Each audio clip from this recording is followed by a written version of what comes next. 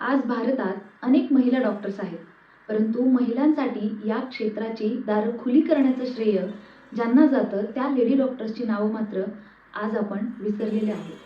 शुक्र ताऱ्यावरील एका ज्वालामुखीला आनंदीबाईंचं नाव देण्यात आलं आहे, परंतु भारतात त्यांच्या नावाची एकही शाळा किंवा रस्ता नाही.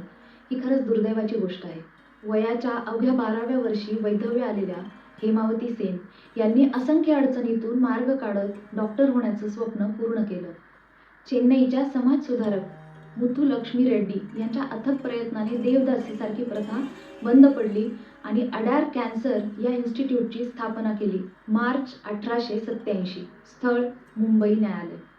एक 22 वर्षीय तरुणी बालविवाह झालेल्या नावडत्या अशा आपल्या नवऱ्यासमोर न्यायाधीशाकडून येणाऱ्या निकालाच्या प्रतीक्षेत उभी होती. नवऱ्याबरोबरच राहायला हवं, नाहीतर 6 महिने तुरुंगात राहावं लागेल, असा न्यायाधीशांनी फैसला दिला. पण ही गोष्ट इथेच संपत नाही. नावडत्या नवऱ्याची नाखुश बायको होण्यापेक्षा स्वाभिमानी डॉक्टर होण्याची महत्त्वाकांक्षा बाळगणाऱ्या स्त्रीच्या कडव्या आणि दीर्घ संघर्षाची ती नांदी होती. ह्यापूर्वी कोणत्याही हिंदू स्त्रीनं केली नव्हती अशी गोष्ट ती करणार होती. नवऱ्याला सोडून घटस्फोट घेणार होती. कोण होती ती तरुणी? त्या होत्या रखमाबाई राऊत. या सर्व स्त्रिया विस्मरणात का गेल्या? त्यांच्या चित्तथरारक अशा गोष्टींना शालेय पुस्तकात किंवा इतर कुठे स्थान का नाही? या सर्व गोष्टी आपण जाणून घेणार आहोत. पण त्यापूर्वी नमस्कार, मी साधना कसपटे महानूर तुम्हा सगळ्यांचं रेघोट्यामध्ये मनापासून स्वागत करते. चॅनलला सबस्क्राईब केलं नसेल तर सबस्क्राईब करा. नवरात्री विशेष सलग 9 दिवस स्त्रियांनी लिहिलेल्या उत्तम 9 पुस्तकांचे मी रिव्ह्यू करत आहे. त्यातीलच आज भाग 8वा, पुस्तक 8वे. चला तर मग लगेच पुस्तकाकडे वळूया. आजचं पुस्तक आहे लेडी डॉक्टर्स. पुस्तकाच्या लेखिका आहेत कविता राव आणि याचा मराठी अनुवाद केलेला आहे उल्का राऊत यांनी. मधुश्री पब्लिकेशनने हे पुस्तक छापलेलं आहे. 1860 ते 1930 या कालावधीतील वैद्यकशास्त्रातील पहिल्या 6 भारतीय महिलांच्या अज्ञात कथा सांगणारं हे पुस्तक आहे.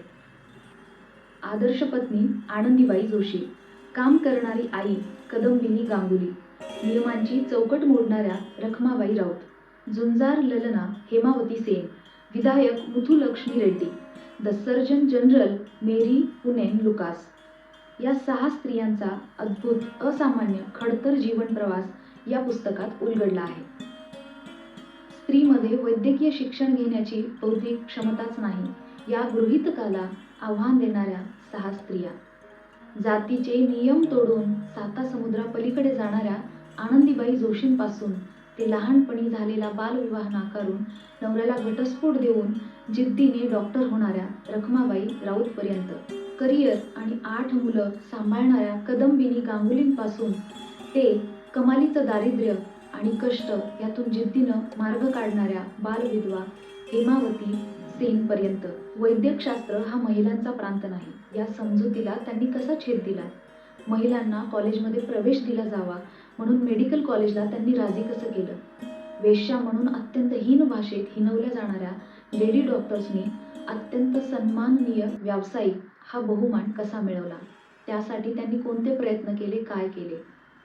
हे सांगणारं, वाचताना अंगावर काटा, डोळ्यात पाणी आणि मनात अस्वस्थता निर्माण करणारं, 6 स्त्रियांची कथा सांगणारं हे पुस्तक. या 6 स्त्रिया यशस्वी होण्यामागे सर्वात महत्त्वाचं कारण होतं त्यांची लढाऊ वृत्ती. कारण पूर्वीच्या काळी मुली 10 वर्षाच्या होईपर्यंतच त्यांचा बालविवाह केला जायचा. त्यामुळे पुढे चालून अनेक मुलींच्या वाट्याला विधवा होण्याचं दुःख यायचं आणि त्यापुढचा संघर्ष हा प्रचंड वेगळा असायचा. त्याही परिस्थितीमध्ये या सर्व स्त्रिया यशस्वी होऊ शकल्या, त्यांच्या ध्येयापर्यंत पोहोचू शकल्या, कारण त्यांची लढाऊ वृत्ती. मी आजवर वाचलेल्या सर्वोत्तम पुस्तकांपैकी एक हे पुस्तक आहे. या पुस्तकातील प्रत्येक प्रकरणाचं शीर्षक हे वेगळं देण्यात आलेलं आहे आणि प्रत्येक स्त्रीच्या नावापुढे एक विशेषण वापरण्यात आलेलं आहे. उदाहरणार्थ, एक आदर्श पत्नी आनंदीबाई जोशी किंवा काम करणारी आई कदंबिनी गांगुली. यामागे एक विशेष कारण आहे. पुस्तक वाचल्यानंतर ते कारण उलगडतं. लेखिकेची लेखनशैली प्रचंड वेगळी आहे आणि अफाट सुंदर आहे. त्यांच्या लिखाणात आणि विचारांमध्ये एक स्पष्ट वक्तेपणा आणि सच्चेपणा आहे. कुठेही स्त्रीच्या बाह्यरूपाचे वर्णन नाही, तरीही प्रत्येक लेडी डॉक्टर्स डोळ्यासमोर स्पष्टपणे साकारते. सत्य घटनेवर आधारित पुस्तक लिहिणं सोपी गोष्ट नाही, कारण इतिहासातील गोष्टी आपण स्वतः डोळ्याने बघितलेल्या नसतात. त्यांची साक्ष देणारे पुरावे नष्ट झालेले असतात. माणसं जग सोडून गेलेली असतात. अशा वेळी त्या गोष्टीबद्दल रिसर्च करणं, त्यांच्या संदर्भातील सर्व व्यक्तींना जाऊन भेटणं, त्यांना बोलतं करणं, पुरावे गोळा करणं, माहिती जमा करणं, या सर्व गोष्टींसाठी लागणारा वेळ आणि पेशन्स अनिश्चित असतो. ठरवलेलं पुस्तक वेळेत पूर्ण करणं म्हणजे अगदी हिमालय सर करण्याइतकंच कठीण काम आहे. आणि ही जबाबदारी लिलया पेलणाऱ्या लेखिका कविता राव यांना माझा सलाम. पडद्याआड गेलेल्या या अज्ञात कथा प्रकाशझोतात आणून आजच्या तरुणींच्या हातात शब्दरूपी प्रेरणेची मशालच त्यांनी दिलेली आहे.